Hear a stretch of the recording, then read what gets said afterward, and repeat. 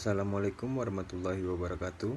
Nama saya Bima Dwi Febrianto, saya dari kelompok 8 beserta teman saya Fili Nuraisa Putri Mendorfa dan Zakiul Fikra akan mempresentasikan hasil dari diskusi kami, yaitu submateri 4 dan 5 dari bab 6 tentang struktur yang memungkinkan lebih banyak masukan karyawan.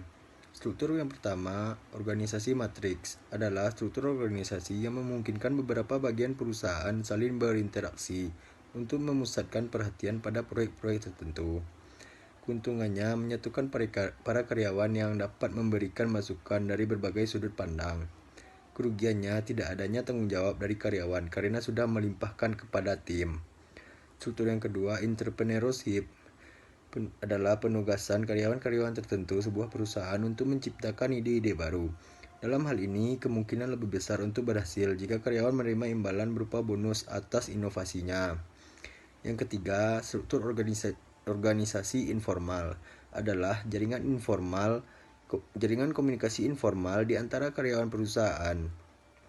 Keuntungannya karyawan dapat saling membantu jika butuh bantuan dan mendorong persahabatan di antara para karyawan. Kemungkinan dapat memperoleh informasinya yang kurang akurat. Materi selanjutnya akan dilanjutkan oleh teman saya Zakiul Fikra. Baiklah, sekarang masuk kepada metode-metode departementalisasi pekerjaan. Ketika mengembangkan atau merevisi suatu struktur organisasi, tingkat manajemen atas pertama kali harus mengidentifikasi seluruh penugasan jabatan, pekerjaan, dan tanggung jawab yang berbeda-beda.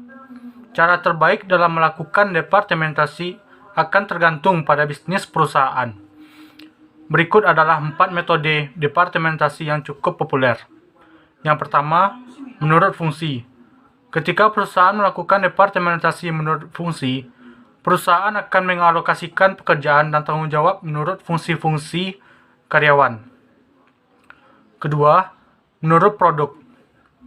Pekerjaan dan tanggung jawab yang dihasilkan menurut jenis produk. Banyak perusahaan besar melakukan departementasi baik menurut produk maupun fungsi. Jadi, setiap divisi produk memiliki sendiri divisi pemasaran, keuangan, dan produksinya.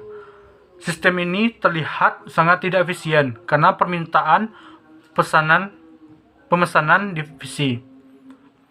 Departementasi menurut produk memungkinkan sebuah perusahaan lebih mudah melakukan pengeluaran yang terkait dalam produksi masing-masing produk. Baiklah, saya akan menjelaskan tentang departementalisasi menurut lokasi dan departementalisasi menurut pelanggan. Departementalisasi menurut lokasi.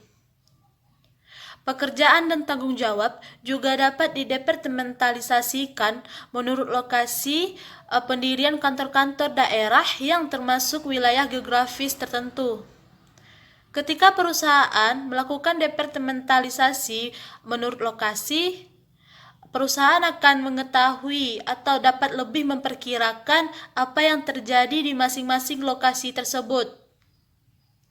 Departementalisasi menurut pelanggan. Beberapa perusahaan telah membuat divisi-divisi yang terpisah berdasarkan jenis pelanggannya.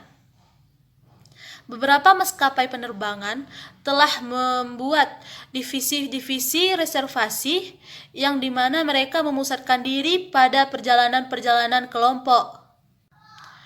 Perusahaan komputer telah menunjukkan beberapa tenaga penjualannya untuk memusatkan diri kepada penjualan komputer ke lembaga-lembaga pendidikan.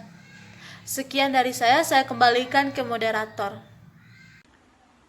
Itulah hasil dari presentasi dari kelompok 8. Jika teman-teman ada yang ingin bertanya, dipersilahkan.